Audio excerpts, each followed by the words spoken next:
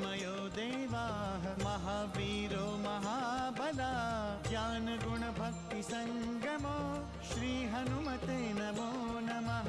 जय हनुमान संकट मोचन जय हनुमान। जय हनुमान संकट मोचन जय हनुमान। केसरी नंदन तिहु जगवंदन अंजनी सुत बलधारी। केसरी नंदन तिहु जगवंदन अंजनी सुत बलधारी। संकट मोचन नाम तुम्हारा संकट मोचन नाम तुम्हारा हर संकट पे भारी। जय हनुमान संकट मोचन जय हनुमान। जय हनुमान संकट मोचन जय हनुमान। संकट उसके निकट न आवे ले जो शरण तुम्हारी। संकट उसके निकट न आवे ले जो शरण तुम्हारी। संकट मोचन नाम तुम्हारा संकट मोचन नाम तुम्हारा हर संकट पे भारी। जय हनुमान संकट मोचन जय हनुमान। जय हनुमान संकट मोचन जय हनुमान। कायरों के घृणा और क्रोध का कोई अर्थ नहीं होता और ये वानर कितने भी शक्तिशाली हो जाए रहेंगे तो वानर ही ना। यदि आपकी अनुमति हो तो मैं पर्वत की खोज में उत्तर दिशा में जाऊं। हम तो यही चाहते हैं। आप निश्चिंत रहें, प्रभु कोई ना कोई उपाय अवश्य बताएंगे। ठीक है पवन कुमार, मैं आपकी यही प्रतीक्षा करता हूँ। तुम दोनों भाइयों ने ये कार्य बड़ी सहजता के साथ किया है, जिसके लिए मैं तुम दोनों भाइयों को हृदय से धन्यवाद देता हूँ। धन्यवाद के पात्र तो पवन पुत्र हनुमान है प्रभु, जिन्होंने एक क्षण भर के लिए भी विश्राम नहीं किया प्रभु। किंतु हनुमान है कहाँ पर? क्या वो उत्तर दिशा से अभी तक नहीं आए?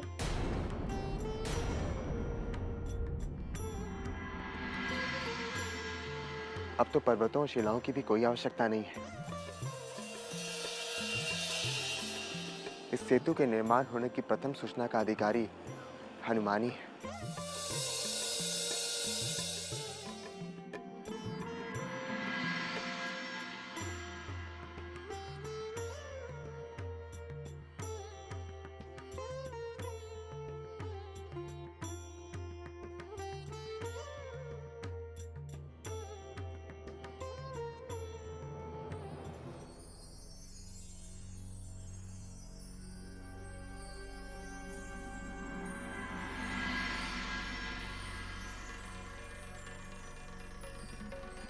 प्रणाम प्रभु।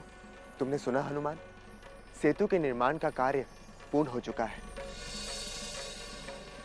अब हमें शीघ्र अतिशीघ्र लंका के लिए प्रस्थान करना चाहिए। प्रभु आपकी कृपा से तो असंभव भी संभव हो जाता है।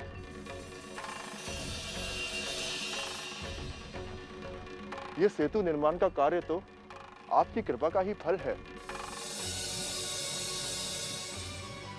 किंतु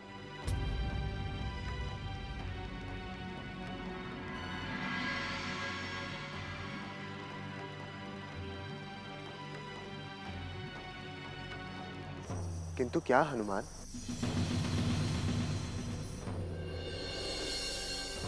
भैया, लगता है हनुमान कोई विशेष सूचना लेकर आए हैं। सब कुशल तो है ना हनुमान? हाँ प्रभु,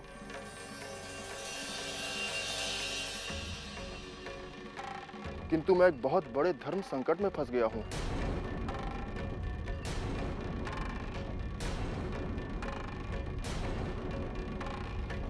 अब आप ही उसका समाधान कर सकते हैं प्रभु। हनुमान, तुम तो स्वयं संकट मोचन हनुमान हो। तुम्हारे समक्ष ऐसा कौन सा संकट उपस्थित हो गया है? प्रभु, आपकी अनुमति से मैं उत्तर दिशा में सेतु के निर्माण के लिए शिलाएं लेने गया था। वहीं हिमालय क्षेत्र में मुझे पर्वतराज गोवर्धन मिले। ये आप क्या कर रहे हैं पवन कुमार?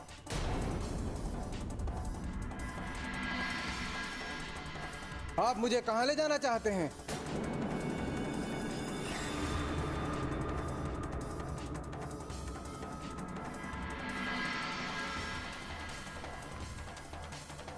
कौन है आप? क्या आप? हाँ हनुमान, मैं पर्वतराज गोवर्धन हूँ। मेरा प्रणाम स्वीकार करें पर्वतराज गोवर्धन। आप मुझे साक्षात दर्शन दे। मैं आपसे कुछ वार्ता करना चाहता हूँ।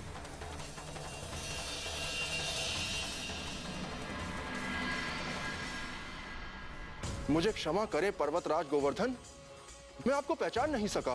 किंतु मैंने आपको पहचान लिया केसरी कुमार। मैं गोलोक से भूलोक पर प्रभु श्री राम के दर्शन के लिए आया हूँ। मैं यहाँ वर्षों से उनके आगमन की प्रतीक्षा कर रहा हूँ, इसीलिए आप मुझे कहीं और ना ले जाएं। अहो भाग्य, ये सब प्रभु श्री राम की ही लीला है पर्वतराज। चलिए, मैं अभी आपको उनकी सेवा में ले चल रहा हूँ। क्या आप सत्य कह रहे हैं पवन पुत्र? क्या मुझे श्री राम के दर्शन हो जाएंगे? अवश्य, अवश्य आपको उनके दर्शन होंगे। मैं उन्हीं की प्रेरणा से इतनी दूर तक आया हूँ। आपकी मनोकामना अवश्य पूर्ण होगी। किंतु आप मुझे ले कहां जाएंगे और मुझे श्री राम कहां मिलेंगे? प्रभु श्री राम धर्म और सत्य की रक्षा के लिए रावण से युद्ध करने जा रहे हैं। लंका में जाने के लिए सेतु का निर्माण किया जा रहा है। आप प्रभु श्री राम के कार्य में सहायक बनकर उनके कृपा पात्र बनेंगे। उन्हें आपके दर्शन की प्रतीक्षा थी प्रभु। मैं उन्हें आपके दर्शन के लिए और सेतु निर्माण के कार्य में सहायक होने के लिए ला रहा था कि तभी मुझे सेतु निर्माण के कार्य के पूर्ण होने की सूचना मिली।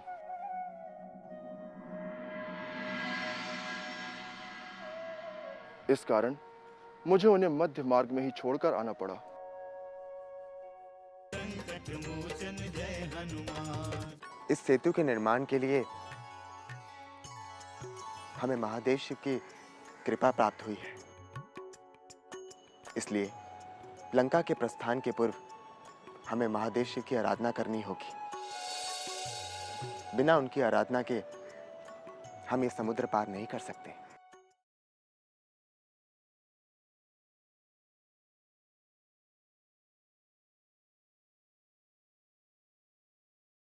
संकट मोचन जय हनुमान। हनुमान, परंतु इसमें धर्म संकट की क्या बात है? भैया, मैंने उन्हें प्रभु श्री राम के दर्शन कराने का वचन दिया है।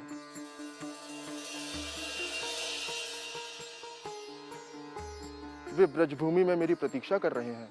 तुम्हारा वचन कभी व्यर्थ नहीं हो सकता है। तुम्हारे वचन का पालन अवश्य होगा।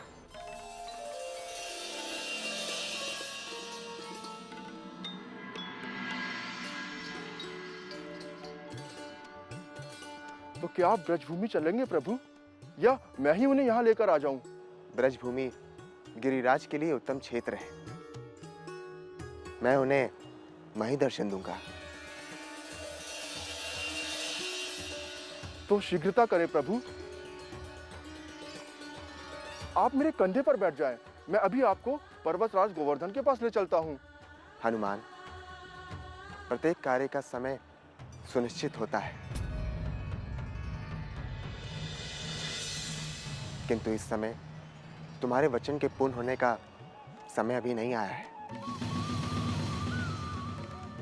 मैं कुछ समझा नहीं प्रभु। अभी तो केवल उन्हें क्षण भर के लिए मेरे दर्शन होंगे।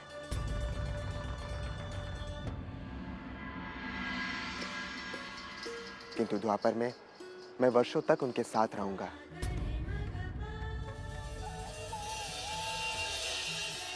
और वो भी याद करेंगे कि हनुमान ने उन्हें वचन दिया था। किंतु प्रभु। चिंता ना करो हनुमान, मैं तुम्हें वचन देता हूं कि द्वापर में मैं पूरे 7 दिनों तक उन्हें अपने हाथ पे उठाकर रखूंगा। आप धन्य हैं प्रभु, आप धन्य हैं।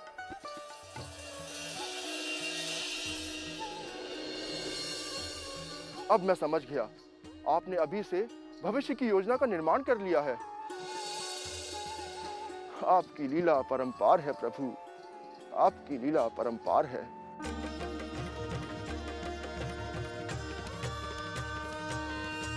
दिव्य तेजमयो देवाः महावीरो महाबला ज्ञान गुण भक्ति संगमो श्री हनुमते नमो नमः। जय हनुमान संकट मोचन जय हनुमान।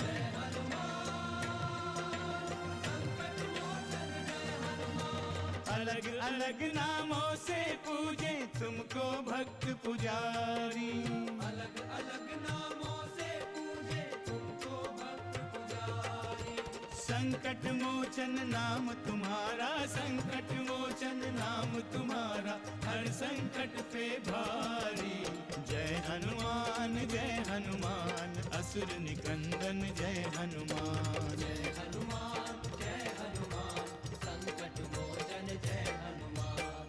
आप चिंता ना करें, प्रतीक्षा का फल अति मधुर होता है पर्वतराज। द्वापर में प्रभु श्री राम पुनः अवतार लेंगे और आपकी मनोकामना अवश्य पूरी करेंगे। उनकी कृपा से अब ब्रज भूमि में मानव जाति का आधार बनेंगे और आपके सहयोग से प्रभु इंद्रदेव के कोप से ब्रजवासियों की लोगों की रक्षा करेंगे। मेरा जीवन धन्य हुआ पवन कुमार, आपके माध्यम से मेरा जीवन सफल और सार्थक हुआ। आपकी जय हो, प्रभु श्री राम की जय हो।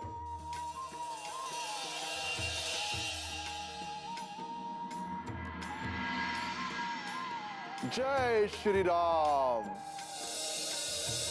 संकट मोचन जय हनुमान। कैलाश का शिवलिंग बड़ा ही उत्तम माना जाता है। क्या तुम प्रभात काल तक कैलाश से शिवलिंग लेके लौट पाओगे? आपकी कृपा से मैं रात्रि में ही लौट आऊंगा। पुनः तुम प्रस्थान करो हनुमान। कैलाश में महादेव शिव का आशीर्वाद लेना मत भूलना।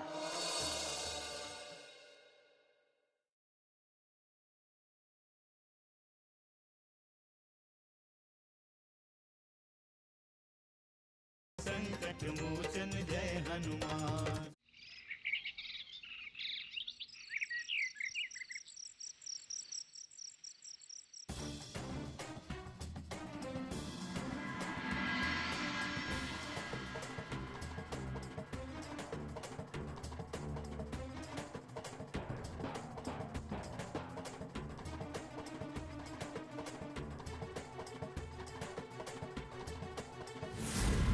क्षमा करें लंकेश, मुझे क्षमा करें।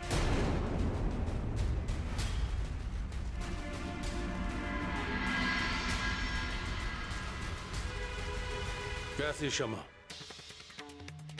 कौन सी भूल, कौन सा अपराध किया है तुमने?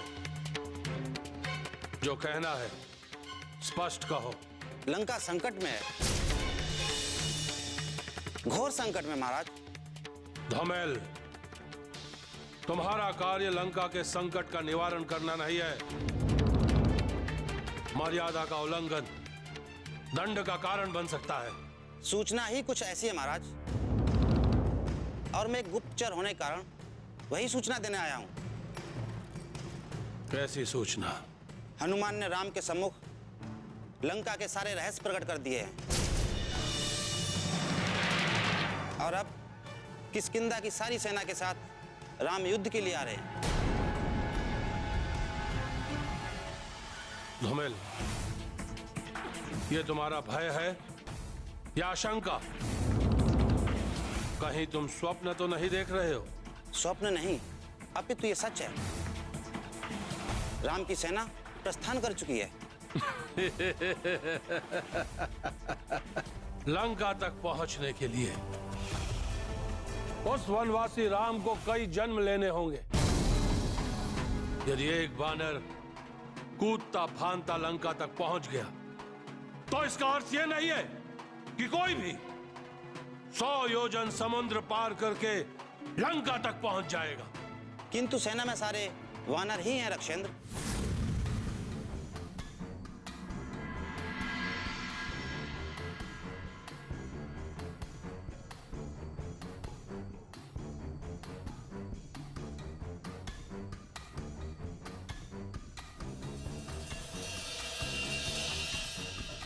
कदापि नहीं, वो लंका पर विजय प्राप्त नहीं कर सकता, कदापि विजय प्राप्त नहीं कर सकता लंका पर। केवल सागर पार कर लेने से कुछ नहीं होगा, कुछ नहीं।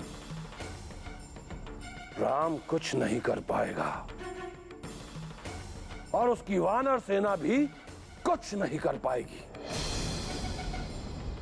रक्षपति विभीषण अपने मंत्रियों के साथ समुद्र पार कर चुके महाराज। कहां गए वो राम से मिल गए महाराज। असंभव। किंतु ये सच है महाराज, मैंने स्वयं उन्हें देखा है। राम और उनके भ्राता लक्ष्मण ने पूरी सेना की उपस्थिति में उनका अभिषेक भी कर दिया है। वो उत्पाती वानर हनुमान भी वही था। अभिषेक? कैसा अभिषेक? किस बात का अभिषेक?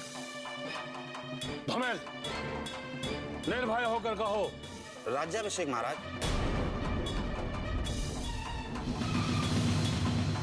राम ने विभीषण से मिलते ही आपके अंत की घोषणा भी कर दी और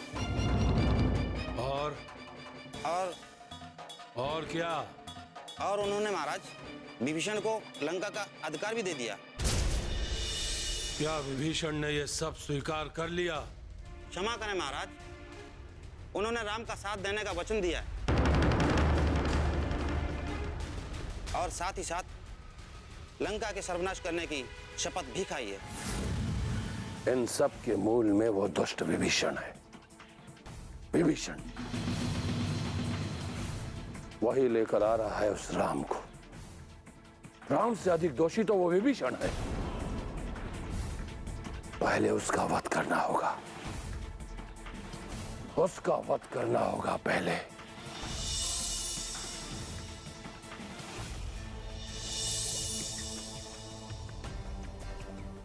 संकट मोचन जय हनुमान। कैलाश का शिवलिंग बड़ा ही उत्तम माना जाता है। क्या तुम प्रभात काल तक कैलाश से शिवलिंग लेके लौट पाओगे? आपकी कृपा से मैं रात्रि में ही लौट आऊंगा। पुनः तुम प्रस्थान करो हनुमान। कैलाश में महादेव शिव का आशीर्वाद लेना मत भूलना।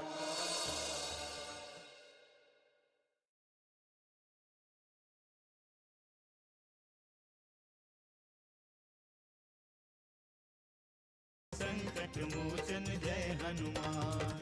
भैया, अब तो सेतु निर्माण का कार्य पूर्ण हो चुका है।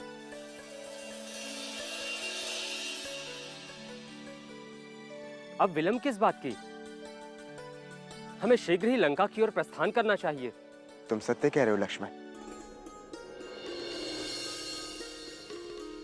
शुभ कार्य में विलंब करना उचित नहीं है। किंतु क्या प्रभु? हनुमान, इस सेतु के निर्माण के लिए हमें महादेव शिव की कृपा प्राप्त हुई है। इसलिए लंका के प्रस्थान के पूर्व हमें महादेव शिव की आराधना करनी होगी।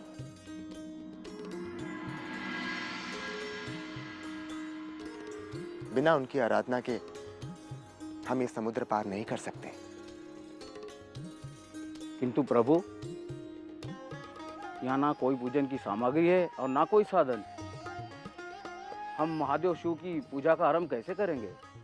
पूजन हृदय से किया जाता है वानराज सुग्रीव, साधनों और सामग्रियों से नहीं। भैया, हमें इस भव्य कार्य के पहले विधिवत पूजन करना चाहिए। ऐसा ही होगा लक्ष्मण।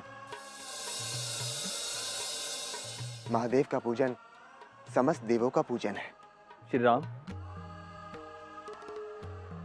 पुनः ग्रहों और नक्षत्रों की स्थिति के अनुसार शुभ लग्न निर्धारित करें, जिससे महादेव का आशीर्वाद मिले और इस अभियान में कोई बाधा ना हो। कल प्रातःकाल सर्व सिद्धि योग है।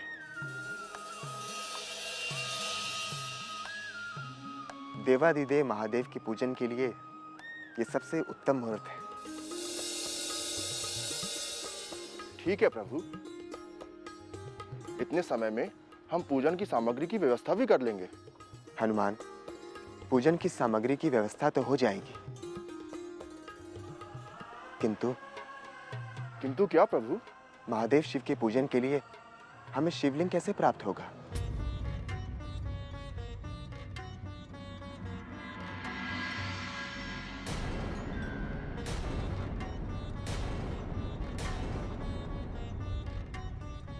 हाँ हनुमान, शिवलिंग इस प्रदेश में कदाचित नहीं मिल पाएगा, इसलिए हमें किसी प्रतीक का पूजन करना होगा। प्रतीक की कोई आवश्यकता नहीं है प्रभु। प्रातः काल में पूजन का मुहूर्त है। इतने समय में मैं शिवलिंग की व्यवस्था अवश्य कर लूंगा। आपको इसके लिए चिंता करने की कोई आवश्यकता नहीं है प्रभु। कैलाश का शिवलिंग बड़ा ही उत्तम माना जाता है। क्या तुम प्रभात काल तक कैलाश से शिवलिंग लेके लौट पाओगे? बस आपकी कृपा बनी रहे प्रभु। आपकी कृपा से मैं रात्रि में ही लौट आऊंगा। पुनः तुम प्रस्थान करो हनुमान। और हाँ, कैलाश में महादेव शिव का आशीर्वाद लेना मत भूलना, क्योंकि कैलाश का शिवलिंग उनके आशीर्वाद से ही प्राण प्रतिष्ठित होगा। ऐसा ही होगा प्रभु। अब आप मुझे आज्ञा और आशीर्वाद दें, जिससे मैं अति महत्वपूर्ण कार्य बिना विलंब किए पूर्ण कर सकूं।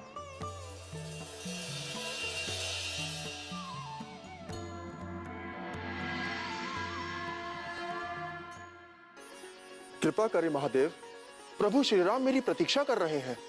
अवश्य हनुमान, इस शिवलिंग को ग्रहण करो।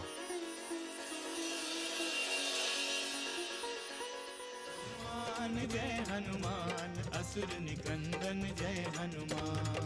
मनोजवं मारुततुल्य वेगं, जितेन्द्रियं बुद्धिमतां वरिष्ठं, वातात्मजं वानरयूथमुख्यं, श्रीरामदूतं शरणं प्रपद्ये।